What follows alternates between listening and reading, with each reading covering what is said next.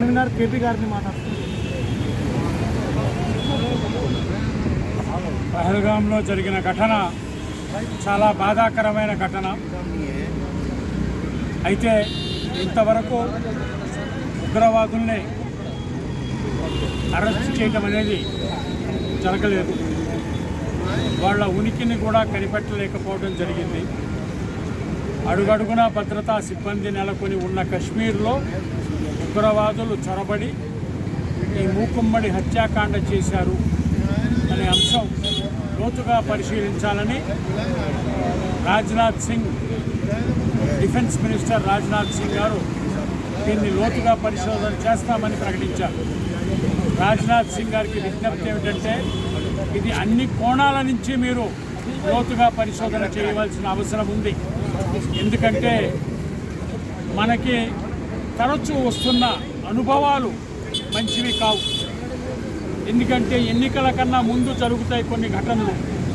అవి నిజమా లేకపోతే ప్రేరేపితమా తెలియని అయోమయ స్థితిలోకి భారతదేశ ప్రజలు నెట్టివేయబడ్డారు. ఉగ్రవాదాన్ని కానీ, పాకిస్తాన్ ప్రేరేపిత ఉగ్రవాదాన్ని కానీ తుదమిట్టించడం భారతదేశ ప్రజలకు చిటికెన వేలు, చిటికేసినంత పని. మనం 140 కోట్ల మంది జనాభా ఉన్నాం. మన జనాభా, మన వనరులు, మన ఉన్న శక్తి మన ముందు పాకిస్తాన్ దేనికి పనికిరాదు. ఆ సంగతి పాకిస్తాన్కి కూడా తెలుసు. ఇవాళ పాకిస్తాన్ ప్రభుత్వం వాళ్ళ పౌరులకి ఆహారము, మంచినీళ్లు ఇవ్వలేని పరిస్థితిలో ఉంది. అలాంటి స్థితిలో ఉన్న ప్రభుత్వం ఇక్కడ దాడి చేసే రాజకీయ అవసరం ఎంత ఉంది, ఎంత లేదు అనేది అంతర్జాతీయంగా మేధావులందరూ పరిశోధిస్తున్నారు. రాజ్నాథ్ సింగ్ గారు కూడా ఈ కోణంలో తమ పరిశీలన చేయాలని కోరుతున్నాం. ఎందుకంటే ప్రతి వ్యవహారం వెనకాల, వ్యవహారానికి కారణం ఏదో రాజకీయం ఉంటుందని కొంతమంది భారతదేశంలో ఉన్న ప్రజలు, మేధావులు భావిస్తున్నారు. వీళ్ళ యొక్క అభిప్రాయాన్ని, వీళ్ళ యొక్క భావనని కూడా పరిశీలించి ఇందులో రాజకీయ కోణం ఏముందో కూడా మనం లోతుగా పరిశీలించాలి. ఎందుకంటే పోయిన ప్రాణాలు తిరిగి రావు మిత్రులారా.